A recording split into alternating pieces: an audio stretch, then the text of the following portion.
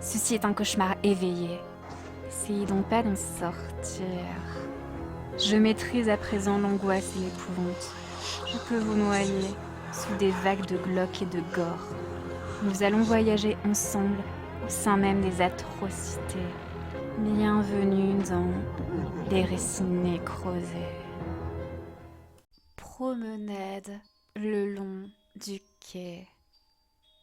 Tôt ce matin, je suis sortie dehors. J'aime bien me promener le long du quai quand il n'y a encore personne. Il faisait encore un peu nuit et le soleil se levait doucement. Je marchais tranquillement, pensant à ce que j'allais faire aujourd'hui. Plus le jour se montrait, plus je commençais à voir des promeneurs qui, comme moi, se baladaient pour se réveiller en douceur.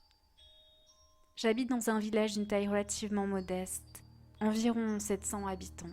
Alors je connais la plupart des gens qui viennent le matin sur le quai. Il y a les habitués, à qui je dis bonjour quand je les croise.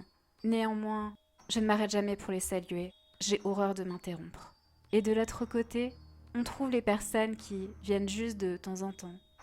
Généralement, j'arrive à mettre un nom ou, à la limite, un lien de parenté sur tous les visages que je croise.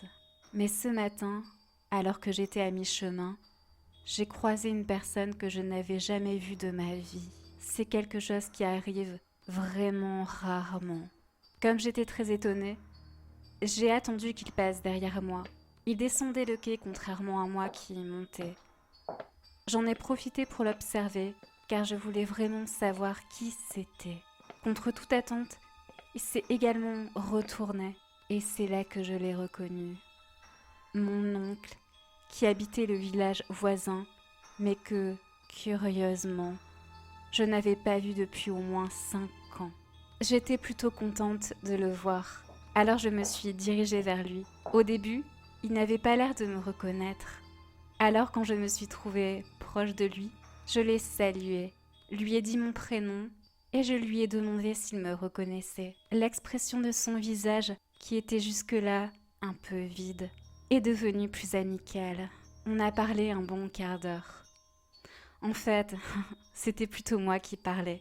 Il se contentait juste d'acquiescer la plupart du temps. C'était agréable de ne pas se faire interrompre, mais j'aurais bien aimé qu'il me raconte un peu plus de ce qu'il avait fait durant ces 5 ans.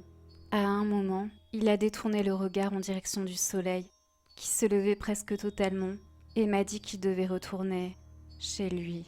Je lui ai demandé s'il voulait passer chez moi un de ces jours, mais il n'a pas répondu et a continué sa marche de manière un peu plus rapide qu'avant. J'ai continué la mienne également, et arrivé au bout du quai, j'ai fait demi-tour, puis je suis allée acheter le journal, comme chaque matin, avant de rentrer. Je le feuilletais tranquillement avec mon café. Rien d'intéressant, comme d'habitude. Mais il me faut absolument quelque chose pour accompagner mon café. Il ne me restait qu'une page à lire, celle des avis d'obsèques. Le nom de mon oncle y figurait.